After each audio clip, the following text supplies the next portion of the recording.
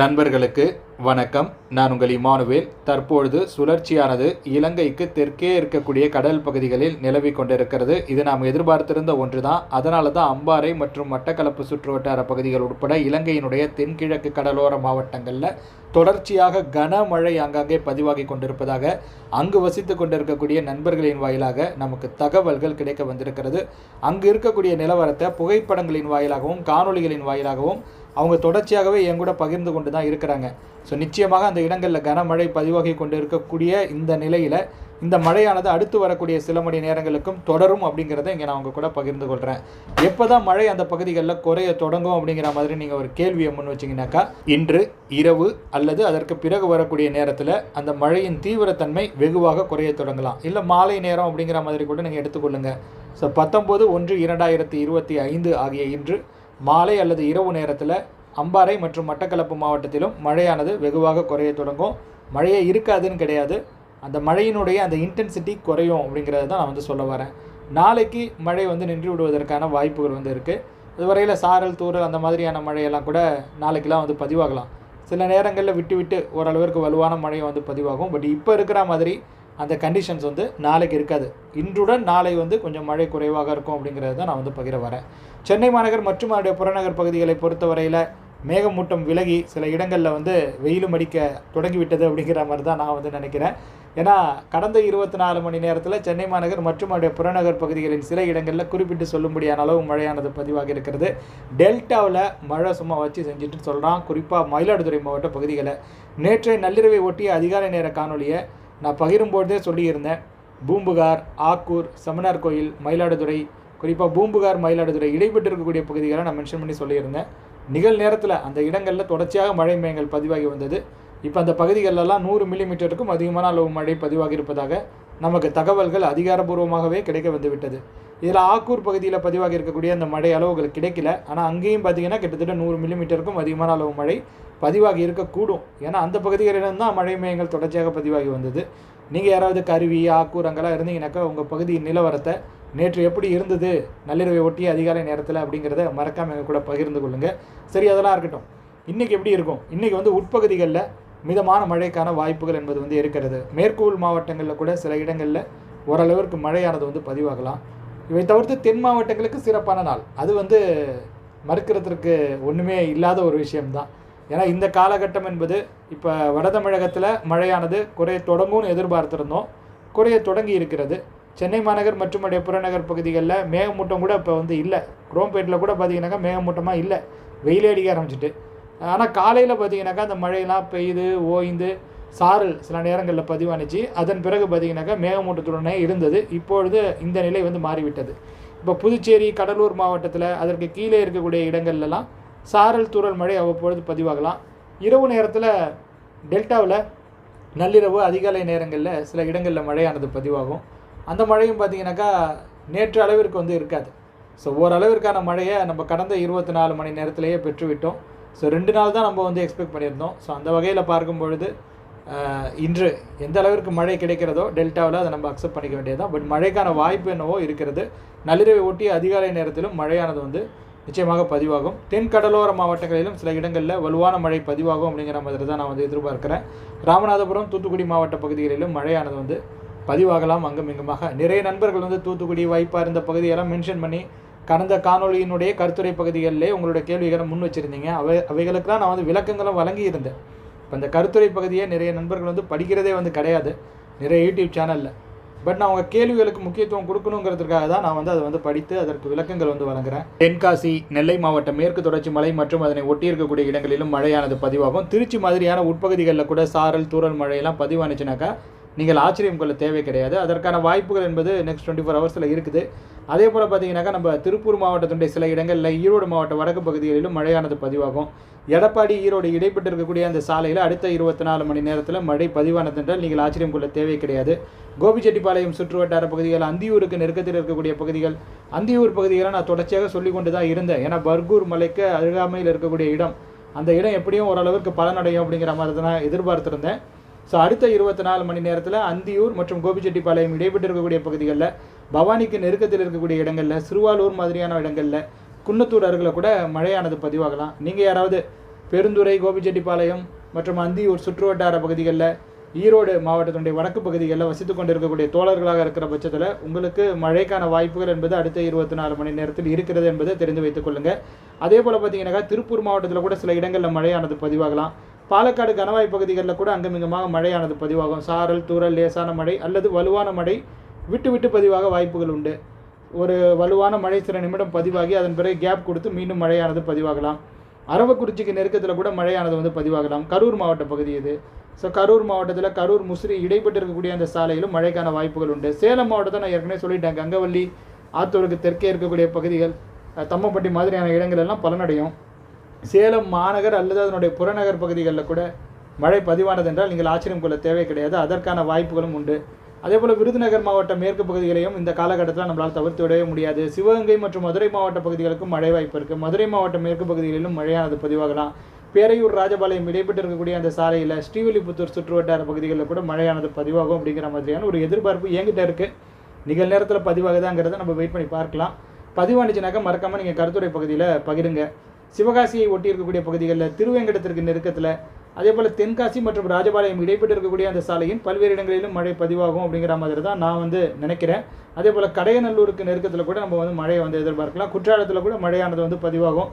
நெல்லை மாநகர் அல்லது அதனுடைய புறநகர் பகுதிகளில் அடுத்த 24 மணி நேரத்தில் மழை பதிவாகலாம். நெல்லை மாவட்ட மேற்கு தொடர்ச்சி மலைப்பகுதிகளில் கடந்த 24 மணி நேரத்திலே தரமான மழை தான் பதிவாக இருக்கிறது. அங்கேயும் 100 மில்லிமீட்டருக்கும் அதிகமான அளவு மழை தான். ஊத்து, நாலுமுக்கு மாதிரியான இடங்கள் எல்லாத்துலேயுமே.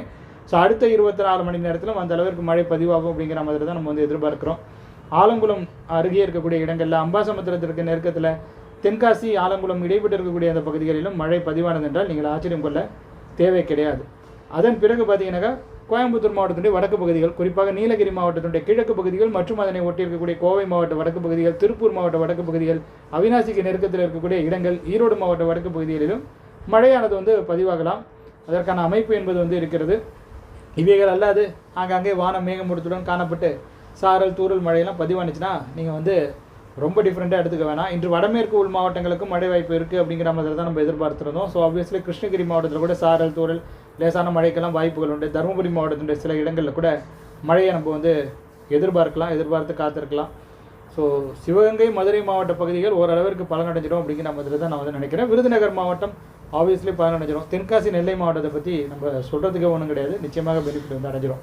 நள்ளிரவு அதிகாலை நேரத்தில் பெனிஃபிட்னு சொல்ல முடியாது. இப்போ நிறைய பேர் வந்து இந்த வார்த்தையை வேறு பெனிஃபிட்னு சொல்லாதீங்கன்னு வேறு சொல்கிறீங்க. ஏன்னா அறுவடை பணிகள் நடந்து கொண்டு இருப்பதனால சில இடங்களுக்கு அது வந்து ஒரு பாதிக்கும் மழையாக அமைந்திருக்கிறது. குறிப்பாக டெல்டாவில், மயிலாடுதுறைக்கு நெருக்கத்தில், செம்மனார் கோயில் அருகிலெல்லாம் இந்த அளவிற்கு மழை பதிவாக இருக்குது என்பது வந்து வருத்தம் அளிக்கக்கூடிய விஷயமாக கூட சில நண்பர்களுக்கு இருக்கலாம். பட் அதற்கான ஆக்டிவிட்டீஸ் வந்து நெக்ஸ்ட் 24 ஹவர்ஸில் கிடையாது அப்படிங்கிறதே நம்ம வந்து வரவேற்கணும் இல்லையா? ஏன்னா அடுத்த 24 மணி நேரத்தில் அந்த அளவிற்கான மழைக்கான வாய்ப்புகள் என்பது வந்து கிடையாது. மழை வந்து குறைந்து விடும். அதன் பிறகு வரக்கூடிய நாட்களில் மேலும் குறைந்து விடும். அதான நிதர்சனமான உண்மை. ஸோ அடுத்த 24 மணி நேரம் நம்ம பார்க்கும்பொழுது நள்ளிரவு அதிகாலை நேரத்தில் கூட பரங்கிப்பேட்டை, சீர்காழி, அதே போல் காரைக்கால், நாகப்பட்டினம் மாவட்டத்தில், வேதாரண்யத்தை ஒட்டியிருக்கக்கூடிய சில இடங்களில் சாரல், தூறல் எல்லாம் பதிவானது என்றால் நீங்கள் அதெல்லாம் வந்து பெருசாக எடுத்துக்க வேணாம். அதற்கான வாய்ப்பெலாம் இருக்குது. சில இடங்களில் மட்டும் விட்டு விட்டு மழையானது பதிவாகலாம். இன்னும் சொல்லப்போனால் அம்பாறைக்கு தெற்கே இருக்கக்கூடிய இடங்களில் கூட கனமழைக்கான வாய்ப்புகள்லாம் உண்டு. ஹம்பந்தோட்டா மற்றும் அம்பாறை இடைப்பட்டு இருக்கக்கூடிய பகுதிகளிலும் சில இடங்களில் கனமழை பதிவாகலாம். பதுளையில் பதிவாகலாம். நூவரிலியா, கண்டி மாதிரியான இடங்களில், தம்புளை மற்றும் கண்டி இடைப்பட்டு இருக்கக்கூடிய அந்த சாலையில் இருக்கக்கூடிய பல இடங்களில் கூட மழையானது பதிவாகலாம். நீங்கள் யாராவது இப்போ மட்டக்களப்பு, வலைச்சென்னை, அம்பாறை அருகில் இருந்தீங்கன்னாக்கா உங்கள் பகுதியில் இப்போ என்ன நிலவரங்கிறத மறக்காமல் எங்கள் கூட பகிர்ந்து கொள்ளுங்கள். நிச்சயமாக சில இடங்களில் கனத்த மழை பதிவாகி கொண்டு இருக்கும் அப்படிங்கிற மாதிரி நான் வந்து நம்புகிறேன். ஸோ இலங்கையினுடைய தெற்கு பகுதிகளுக்கு நெக்ஸ்ட் 24 ஹவர்ஸுங்கிறது வந்து குரூஷியலான ஒரு விஷயம்தான். அதில் வந்து ஒன்றும் சொல்கிறது கிடையாது. ஸோ அதன் பிறகு நாளைக்கு வந்து மழையானது குறைய தொடங்கி அதன் பின்னர் மழையானது விட்டு மீண்டும் பார்த்தீங்கன்னாக்கா உங்களுக்கு 22ஆம் தேதி வாக்கில் ஓரளவிற்கு மழையை வந்து எதிர்பார்க்கலாம். அதன் பிறகு அடுத்த சுற்று மழையும் இருக்கிறது இலங்கைக்கு. அவ்வப்பொழுது இலங்கையினுடைய தென்கிழக்கு கடலோர பகுதிகளில் மழையானது பதிவாகி கொண்டு தான் இருக்கும். அது நம்முடைய தமிழக கடலோர பகுதிகளை போன்று கிடையாது. அதை நீங்கள் வந்து புரிந்து வைத்து கொள்ள வேண்டும். இந்த காலகட்டத்தில் கடந்த 24 மணி நேர மழை அளவுகளை பொறுத்தவரையில் ஊத்து, திருநெல்வேலி மாவட்டம் 151 மில்லிமீட்டர், நாலுமுக்கு, நெல்லை மாவட்டம் 137 மில்லிமீட்டர், காக்காட்சி அணை, திருநெல்வேலி மாவட்டம் 120 மில்லிமீட்டர். தரங்கம்பாடி நம்ம டெல்டா மாவட்ட பகுதி, மயிலாடுதுறை மாவட்டம், காரைக்காலுக்கு பக்கத்தில் இருக்குது, அங்கே 117 மில்லிமீட்டர் அளவு மழையானது பதிவாக இருக்கிறது. செம்மனார் கோயில் மயிலாடுதுறை மாவட்டம் 115 மில்லிமீட்டர். மாஞ்சோலை நெல்லை மாவட்டம் 106 மில்லிமீட்டர். மயிலாடுதுறை மாவட்டம் 105 மில்லிமீட்டர். திருப்பூண்டி நாகப்பட்டினம் மாவட்டம் 79 மில்லிமீட்டர். தலைஞாயிறு நாகப்பட்டினம் மாவட்டம் 70 மில்லிமீட்டர். பொன்னேரி திருவள்ளூர் மாவட்டம் 68 மில்லிமீட்டர். புழல் ஏரி சென்னை மாநகர் 63 மில்லிமீட்டர். வேளாங்கண்ணி நாகப்பட்டினம் மாவட்டம் 59 மில்லிமீட்டர். அதன் பிறகு காரைக்காலில் 57 மில்லிமீட்டர். இது வந்து புதுச்சேரி மாநில பகுதி, காரைக்கால் மாவட்ட பகுதி. அங்கே கூட 50 மில்லிமீட்டருக்கும் அதிகமான அளவு மழையானது பதிவாக இருக்கிறது. சீர்காழி மயிலாடுதுறை மாவட்டம் 81 மில்லிமீட்டர். மஞ்சளாறு தஞ்சாவூர் மாவட்டம் 50 மில்லிமீட்டர். செங்குன்றம் திருவள்ளூர் மாவட்டம் 50 மில்லிமீட்டர். சத்திரப்பட்டி ஒட்டஞ்சத்திரம் அருகே இருக்கக்கூடிய இடம் திண்டுக்கல் மாவட்டம் 49 மில்லிமீட்டர். திருவொற்றியூர் சென்னை மாநகர் 48 மில்லிமீட்டர். திருக்குவளை நாகப்பட்டினம் மாவட்டம் 47 மில்லிமீட்டர். ஆலந்தூர் சென்னை மாநகர் 47 மில்லிமீட்டர். மீனம்பாக்கம் சென்னை மாநகர் 47 மில்லிமீட்டர். அம்ஜிக்கரை சென்னை மாநகர் 46 மில்லிமீட்டர். காஞ்சிபுரம் தாலுகா அலுவலகம் காஞ்சிபுரம் மாவட்டம் 45 மில்லிமீட்டர். மடிப்பாக்கம் சென்னை மாநகர் 44 மில்லிமீட்டர். கும்பகோணம் தஞ்சாவூர் மாவட்டம் 43 மில்லிமீட்டர். ஸோ எதுக்கு சென்னை மாநகரில் இத்தனை மழைமானியை வைத்திருக்காங்கன்னு தான் தெரியல. அதை எடுத்து வெளியே எங்கேயாவது வச்சா கூட கொஞ்சம் பயனுள்ள வகையில் இருக்கும். மணலியில் ஒரு மழைமானி வச்சா பார்த்தாதா, ஜோன் 2ன்னு ஏகப்பட்ட மழைமானி இருக்குது. ஸோ எல்லாமே யூஸ்ஃபுல்லாக இருக்காங்கிறது தான் முக்கியம். பக்கத்தில் இப்படி அதிக மழைமானிகளை வைக்கிறதுக்கு பதிலாக மழைமானிகளை எடுத்து கொஞ்சம் அவுட் சைடில் இருக்கக்கூடிய இடங்களில் வைக்கலாம். ஜவ்வாது மலை பகுதிகளில் இன்னும் மழைமானி பத்தலை, அந்த மாதிரி நம்ம நிறைய மழைமானிகள் வைக்கலாம். தென் உள் மாவட்டங்களில் கூட மழைமானிகள் குறைவாக தான் இருக்குது. அதே போல் தென் மாவட்ட மேற்கு தொடர்ச்சி மலை பகுதிகளில் ஓரளவிற்கு இருக்கிறது, கன்னியாகுமரி மற்றும் நெல்லை மாவட்ட பகுதிகளில். இவை தவிர்த்து விருதுநகர் மாவட்ட மேற்கு பகுதிகளில் கூட நிறைய ரெயின் காஜஸ் வைக்கலாம். சென்னை மாநகரில் இத்தனை ரெயின் காஜஸ் இருக்குது, அங்கே முடியுது. அது ஒரு முக்கியமான விஷயம். அங்கே இன்ஃப்ராஸ்ட்ரக்சர் இருக்குது, நிறைய நிறுவனங்கள் இருக்குது, அதனால் அவங்களால வந்து அதை ஈஸியாக பண்ணிட முடியுது. திருத்துறைப்பூண்டி திருவாரூர் மாவட்டம் 38 மில்லிமீட்டர். கருப்பாநதி அணை தென்காசி மாவட்டம் 37 மில்லிமீட்டர். நன்னிலம் திருவாரூர் மாவட்டம் 35 மில்லிமீட்டர். சோழவரம் திருவள்ளூர் மாவட்டம் 35 மில்லிமீட்டர். பூதலூர் தஞ்சாவூர் மாவட்டம் 35 மில்லிமீட்டர். கோடியக்கரை நாகப்பட்டினம் மாவட்டம் 35 மில்லிமீட்டர். அடையாறு சென்னை மாநகர் 34 மில்லிமீட்டர். திருமானூர் அரியலூர் மாவட்டம் 33 மில்லிமீட்டர். வேதாரண்யம் நாகப்பட்டினம் மாவட்டம் 33 மில்லிமீட்டர். மதுரவாயல் சென்னை மாநகர் 33 மில்லிமீட்டர். நுங்கம்பாக்கம் சென்னை மாநகர் 33 மில்லிமீட்டர். திருவையாறு தஞ்சாவூர் மாவட்டம் 32 மில்லிமீட்டர். பழனி திண்டுக்கல் மாவட்டம் 32 மில்லிமீட்டர். சுத்தமல்லி அணை அரியலூர் மாவட்டம் 31 மில்லிமீட்டர். ஆய்க்குடி தென்காசி மாவட்டம் 31 மில்லிமீட்டர். வலங்கைமான் திருவாரூர் மாவட்டம் 31 மில்லிமீட்டர். பூந்தமல்லி திருவள்ளூர் மாவட்டம் 30 மில்லிமீட்டர். பெருங்குடி சென்னை மாநகர் 30 மில்லிமீட்டர். சோழிங்கநல்லூர் சென்னை மாநகர் 30 மில்லிமீட்டர். புல்லம்பாடி திருச்சிராப்பள்ளி மாவட்டம் 30 மில்லிமீட்டர். ஸோ 30 மில்லிமீட்டர் மற்றும் அதற்கு அதிகமான அளவு மழை பதிவாக இருக்கக்கூடிய பல பகுதிகளின் நிலவரத்தை உங்கள் கூட பகிர்ந்து கொண்டு இருக்கிறேன். அண்ட் அடுத்த 24 மணி நேர மழை வாய்ப்புகள் தொடர்பாகவும் சில விஷயங்களை உங்கள் கூட நான் வந்து ஷேர் செய்து கொண்டு இருக்கிறேன். இந்த காணொலி உங்களுக்கு பயனுள்ள வகையில் அமைந்திருக்கு அப்படிங்கிற மாதிரி தோணுச்சுன்னா நீங்கள் இந்த காணொலியை லைக் செய்து கொள்ளுங்கள், உங்கள் நண்பர்களுடன் பகிர்ந்து கொண்டு ஷேர் செய்து கொள்ளுங்கள். மறக்காமல் நமது யூடியூப் பக்கத்திற்கோ அல்லது முகநூல் பக்கத்திற்கோ சப்ஸ்கிரைப் அல்லது ஃபாலோ செய்து வைத்துக்கொள்ளுங்கள்.